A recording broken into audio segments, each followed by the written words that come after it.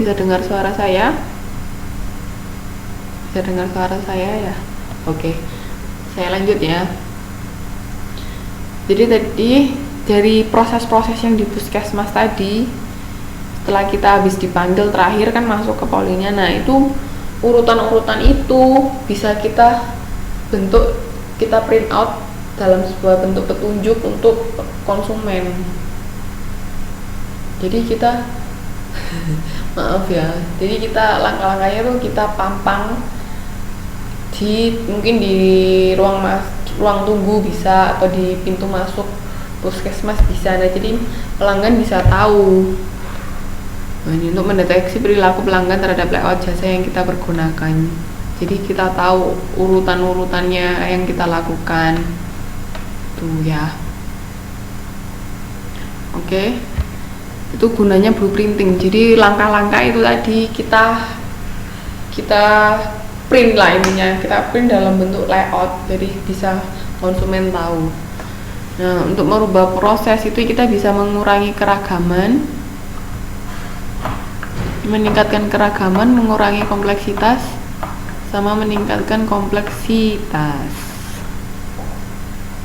Oh ya, maaf di sini ini juga tadi beberapa kali mati. Sudah dengar sekarang?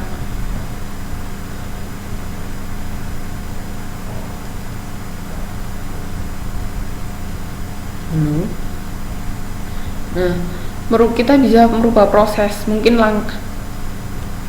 halo, masih putus-putus sekarang mbak. Halo, astaga, kenapa putus-putus ini? Halo, masih putus-putus.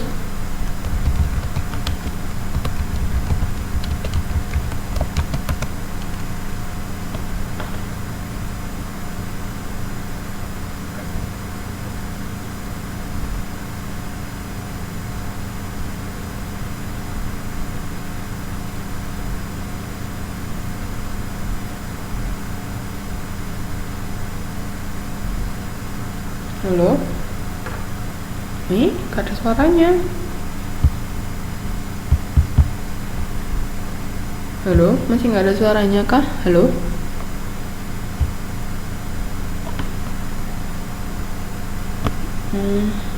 Oh ya udah, mungkin dia tempat beda. Saya lanjutkan dulu ya, nanti bisa dilihat di video ya. Oke. Mungkin tempatnya beda. Saya lanjutkan ya. Jadi dari proses tadi kita dapat merubahnya. Mungkin alurnya terlalu panjang, kita potong, kita kurangi keragamannya, atau kompleks terlalu macam-macam bisa kita kurangi, atau kurang bisa kita tambah. Jadi tergantung dari kita yang punya perusahaan ya. Oke. Nah ini implikasi dari perubahan sistem jasa. Ini high complexity, low complexity. Ini contohnya di rumah sakit kayaknya. Di jenis perusahaan farmasi. Kalau hospital service kompleksitasnya tinggi sama keanekaragamannya tinggi. Karena kan kalau rumah sakit kan skala besar. Kalau diagnosis service only, ini kompleksitasnya nggak terlalu tinggi tapi keanekaragamannya tinggi. Kalau medical counseling kompleksitasnya rendah, divergence-nya banyak. Nah, tergantung, jadi tiap perusahaan itu beda-beda. Oke ya, tahu ya. Nah ini kayak gini nih. Misalnya kita mau mendelete office treatment, atau mau menambah konseling, atau mau menambah retailer untuk suplai obat-obatan atau apa. Ini macam-macam. Jadi tergantung dari masing-masing pemilik bisnis maunya seperti apa. Jasanya, pelayanannya, prosesnya seperti apa, itu tergantung. Oke.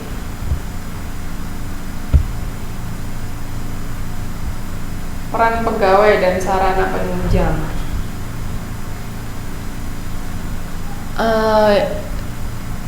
Low contact, high contact, baiknya bagaimana? Nah, kemarin kan Eh, saya sudah bahas high contact sama low contact.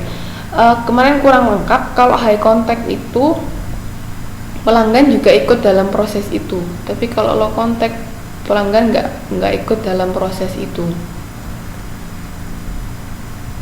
ya.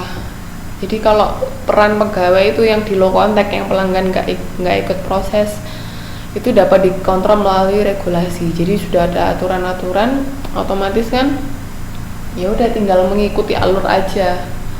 Tapi kalau yang high contact, nah, pegawai ini harus bisa, maksudnya kan karena high contact kan konsumen ikut ke dalam proses itu kan, jadi langsung berhadapan dengan konsumen. Nah, sebaiknya pegawai memiliki keahlian dalam manajemen diri sendiri. Jadi bagaimana dia mengatur diri sendiri dan bagaimana dia berhadapan dengan konsumen itu sebaiknya memiliki keahlian dalam hal itu.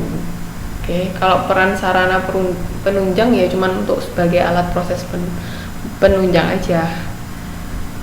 Oke. Sekarang repositioning. Nah, andai kata perusahaan positioning kayak tadi misalnya sudah pelanggan sudah yang namanya doubtful, nggak yakin sama positioning perusahaan karena tadi kualitasnya jelek misalnya, tapi yang dipositioning kan kualitas bagus, lebih baik perusahaan melakukan yang namanya repositioning. Jadi melakukan positioning ulang yang untuk lebih sesuai dengan apa yang bisa ditawarkan perusahaan.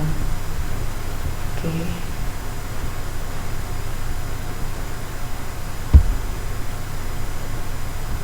Terus yang terakhir ini tentang diferensiasi. Diferensiasi tindakan merancang kesatuan perbedaan yang berarti untuk membedakan tawaran jasa perusahaan dengan pesaing. Nah, ini sama kayak diferensiasi produk di perusahaan biasa. Jadi apa yang membedakan kita dengan orang lain itu namanya diferensiasi. Oke, ingat diferensiasi, apa yang membedakan kita dengan orang lain. Nah, kayak tadi kan misalnya yang bisa mengirim barang 24 jam, nah itu kan termasuk diferensiasi, kita beda.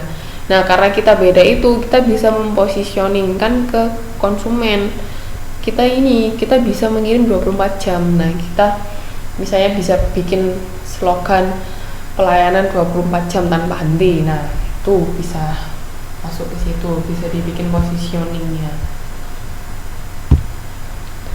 Oke, terus ini dimensi diferensiasi perusahaan jasa. Diferensiasi jasa inti, ini kualitas dari jasa, aspek-aspek pengukuran. Nah, ini kinerja, bisa keragaman produk, keanggalan, kesesuaian, kemampuan pelayanan, estetika, sama kualitas yang dipersepsikan. Jadi ini aspek-aspek ini dari performance perusahaan bisa didiferensiasikan, atau keragaman produk, apa yang ditawarkan dari perusahaan itu bisa. Terus keandalan bisa juga, sama kemampuan pelayanan, misalnya pelayanannya cepat. Misalnya dulu pernah kalau nggak salah di McD, kalau misalnya pelayanan lebih dari 60 detik 60 detik apa berapa ya waktu itu, pokoknya yang ada jam pasir itu, lo inget nggak? Kalau sampai pasirnya habis, nanti kita dapat hadiah apa gitu, saya lupa, es krim atau apa gitu. Nah, itu termasuk kemampuan pelayanan, itu kan bisa didiferensiasikan. Estetika, misalnya kita hotel ini memberikan pelayanan ramah kepada pelanggan. Jadi setiap pelanggan masuk, kita berikan senyuman yang ramah, kita bertanya, kita sapa. Nah, itu termasuk pelayanan yang diberikan. Itu bisa kita diferensiasikan dari pesaing. Kayak misalnya pelanggan masuk, kita dengan nuansa yang berbeda itu juga bisa. Jadi macam-macam. Terus ini diferensiasi pelayanan tadi, menambah nilai pelayanan. Mungkin apa pelayanan yang dapat ditawarkan kita tambah. Dapat berupa konsultasi, misalnya sebelumnya nggak ada, atau dapat berupa kenyamanan ya tadi, masuk diberi apa, sofa atau apa yang empuk, kasih bacaan atau apa, macam-macam. Oke. Diferensiasi personel. Nah, jadi ini personelnya, maksudnya karyawannya, tanggung jawabnya gimana, kompetensi